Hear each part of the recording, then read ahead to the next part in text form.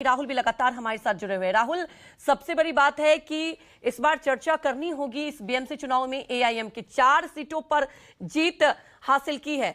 तो ये तो तय है कि असदुद्दीन ओवैसी जिस इलाके में गए तो कहीं ना कहीं मुस्लिम वोटर्स की बात की जाए तो एकजुटता यहां पर दिखाई दी और मुहर लगी है।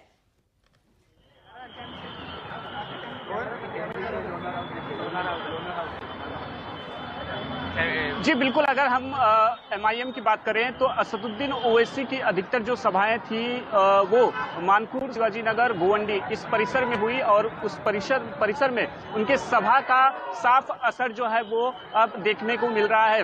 अब तक जो आधिकारिक आंकड़े आए हैं उसके मुताबिक एमआईएम जो है वो 3 सीटों पर उसके उम्मीदवार जीतते हुए नजर आ रहे हैं। वार्ड नंबर 134 से महजबीन अतीक अहमद खान ने विजयी हुई हैं। वहीं वार्ड नंबर 143 से माफ कीजिएगा मोहम्मद फरसाना जीती हैं चुनाव। वहीं 145 नंबर वार्ड से खैरुनिसा अकबर हुसैन एमआईएम की उम्मीदवार थी, वो जो है वो चुनाव में जीत हासिल की है।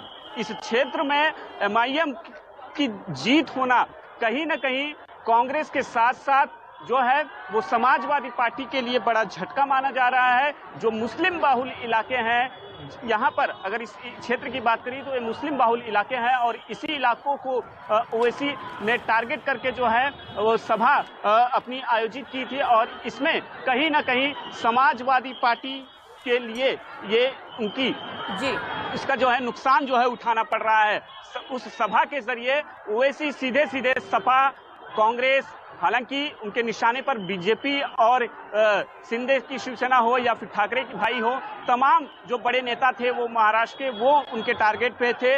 लेकिन यहाँ पर ओवैसी की झोली में जो है 3 सीटें जो है वो जाती हुई नजर आ रही है और 1 से 2 सीटें हैं जहां पर उनके उम्मीदवार अच्छा खासा प्रदर्शन कर रहे हैं। कांग्रेस की बात की जाए राहुल, 2017 में 31, इस बार 11 पर पहुंच गई। अभी अगर रुझानों की बात करें तो एक सवाल जरूर उठेगा कि क्योंकि ये चुनाव प्रचार में भी हमने देखा बहुत जोर शोर तरीके से नहीं कांग्रेस पार्टी की तरफ से वो चीजें दिखाई दे रही थी। और क्या ये फैसला लेना, अलग होकर चुनाव लड़ना, आपको क्या लगता है कि क्या वाकई ये जमीन पर नहीं दिखाई दिया और उसके अभी रुझानों में हम तस्वीर भी देख पा रहे हैं?